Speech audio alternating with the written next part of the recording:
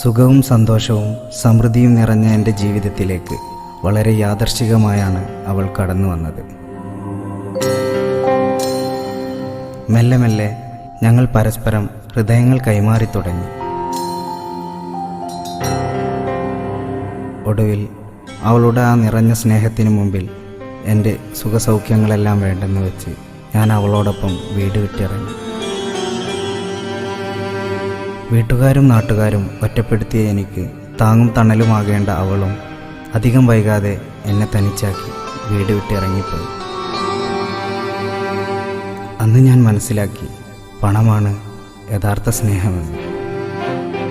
എൻ്റെ ഉമ്മയെയും ബാപ്പയെയും വരെ ഉപേക്ഷിച്ചതും എൻ്റെ എല്ലാ സുഖസൗഖ്യങ്ങളും വേണ്ടെന്ന് വെച്ചതും ഞാൻ അവൾക്ക് വേണ്ടി മാത്രമായിരുന്നു. അവൾക്ക് വേണ്ടി മാത്രം.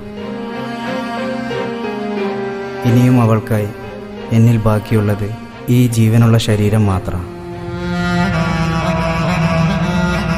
അതും ഞാനിത് അവൾക്ക് വേണ്ടി സമർപ്പിക്കുന്നു.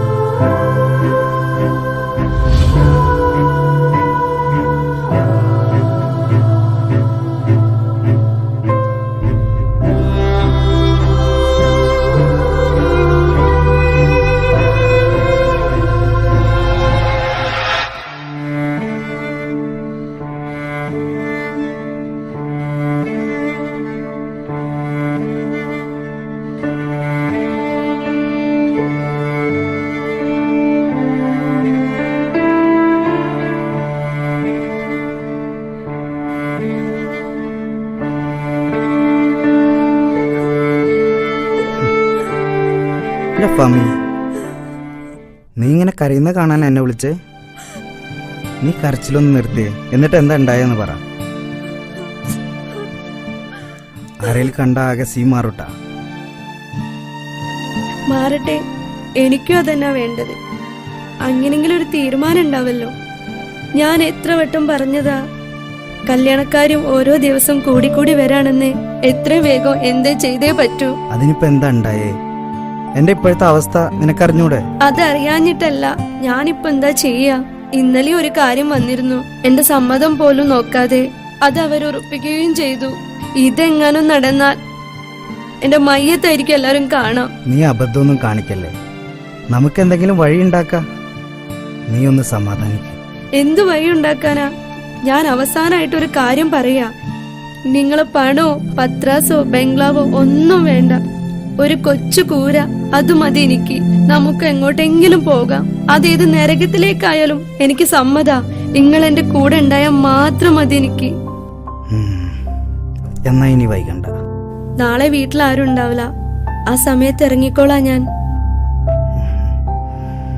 ഇൻഷാ അല്ലാഹ്. പോട്ടെ, നാളെ കാണാം.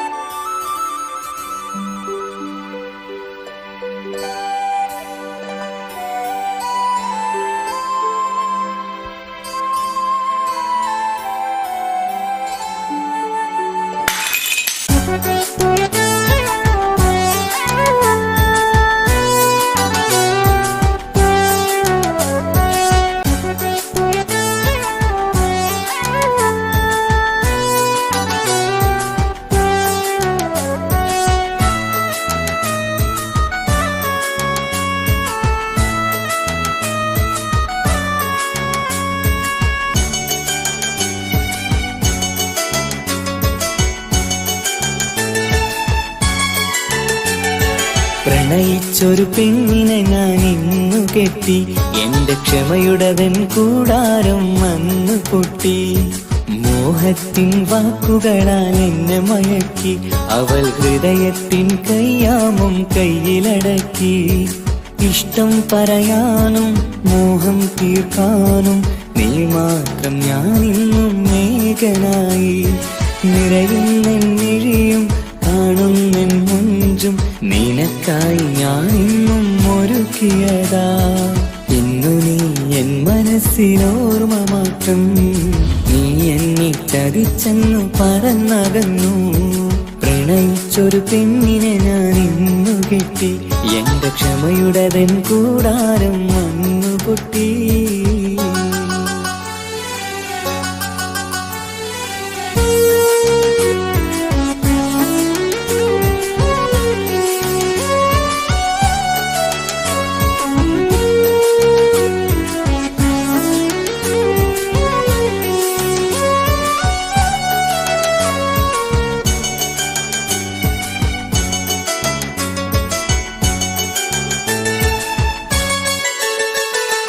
പേരും പെരുമയും ഉള്ള തറവാട്ടിൽ രാജാവായി വാണിടും എന്റെ ഉപ്പ.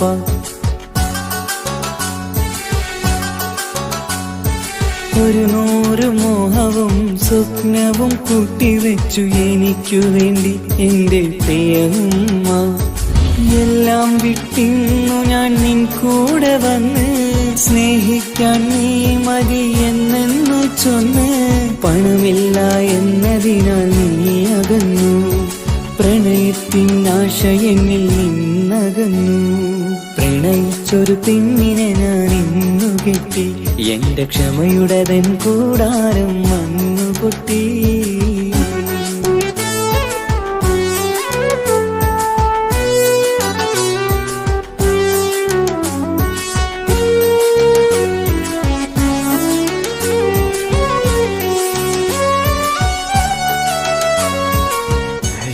ആകെ ടെൻഷനായിട്ട് വെയ്യട്ടാ, ഒരു എത്തും പിടി കിട്ടുന്നില്ലല്ലോ. എടാ എന്തപ്പ ചെയ്യാ? അതാപ്പൊ ഞാനും ആലോചിക്കുന്നത്. ആരാണത്? ഹലോ, ഒരു മിനിറ്റ്, ഞാനിപ്പോ വരാം. ഒരു മിനിറ്റ്, ഇപ്പൊ എത്തും. ചെറിയൊരു കാര്യമുണ്ട്. നീ എങ്ങോട്ടാടാ? പോരാ, പെട്ടെന്നെത്തും. നീ ഒന്ന് വെയിറ്റ് ചെയ്യും.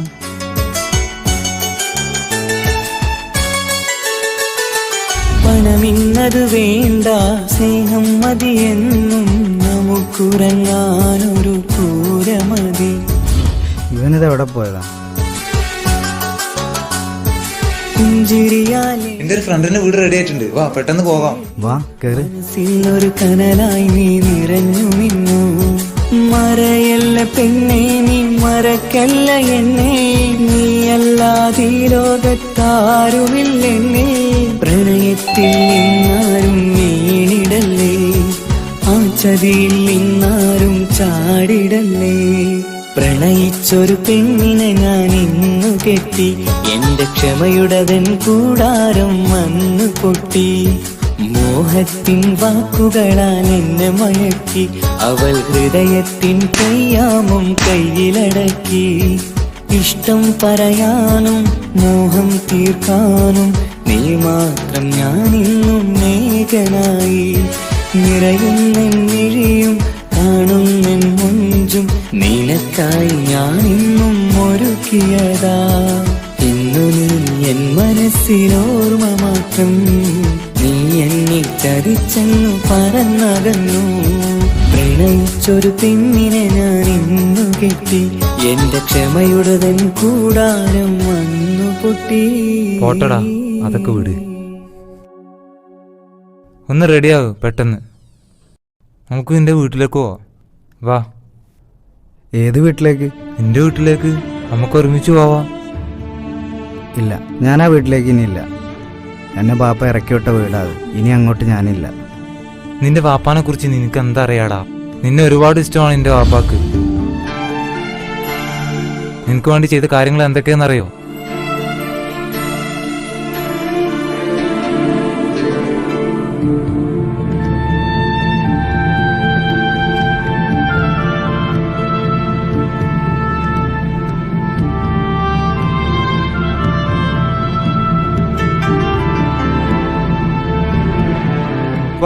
എന്താ വരാൻ പറഞ്ഞേ? ഞാൻ എന്നെ വന്ന് കണ്ട കാര്യം എൻ്റെ മോൻ ഒരിക്കലും അറിയരുത്. നീ ഈ ചാവി അവന് കൊടുക്കണം. ഇത് ഞാൻ ഓൻ്റെ പേരിൽ വലിയങ്ങാടിയിൽ വാങ്ങിയ വീടിൻ്റെ താക്കോല. അതെൻ്റെ ബീവിക്ക് ഓനക്കോ അറിയില്ലാന്ന് മാത്രം. ഒരു കണക്കിന് ഓൻ ഇത് ചെയ്തത് നന്നായി. ഇനി ഓൻ ജീവിതം എന്താന്ന് പഠിക്കും. മേലെ നീ എന്തെങ്കിലും പണിയെടുത്തിട്ട് 10 പൈസ സമ്പാദിച്ചു കൊണ്ടുവരും. ഞാൻ ഓനെ വീട്ടിൽ കയറ്റിനെങ്കിൽ ആ പെൺകുട്ടീൻ്റെ ജീവിതം ഓനെ ഇടങ്ങാറാക്കും. അത് വേണ്ടാന്ന് വെച്ചിട്ടാ ഞാനെന്നാ അവനെ ഇറക്കി വിട്ടതും അങ്ങനെ ഒരു സീൻ അവിടെ ഉണ്ടായതും. നീ ഇതൊരിക്കലും അവനോട് പറയരുത്. ഇല്ല. ഓ നന്നാവോ നോക്കാനുള്ള ഞങ്ങളുടെ അവസാനത്തെ ശ്രമം അത്. വീട് നിന്റെ കൂട്ടുകാരൻ്റെ എന്ന് പറഞ്ഞാൽ മതി. നെയ്യ് വിട്ടോ. ശരി, ഞാൻ പോട്ടെ.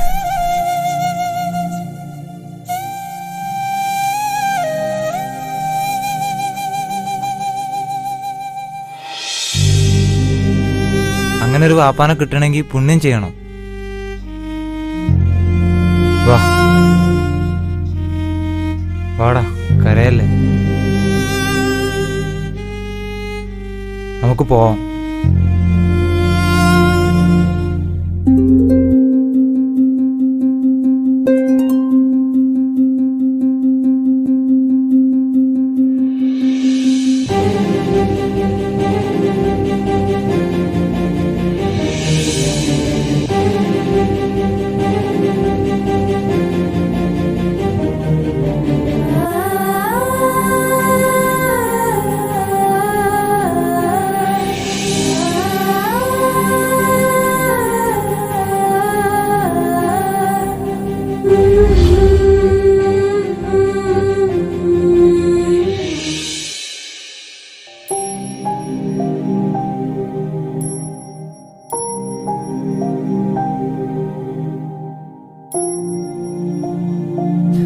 ഉമ്മാക്ക് സുഖല്ലേ?